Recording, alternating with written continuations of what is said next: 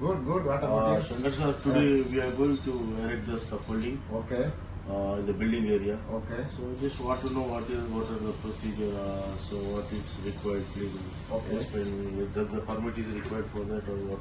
so I will explain you. Yeah. First of all, the scaffolding inspector, you just contact the scaffolding inspector.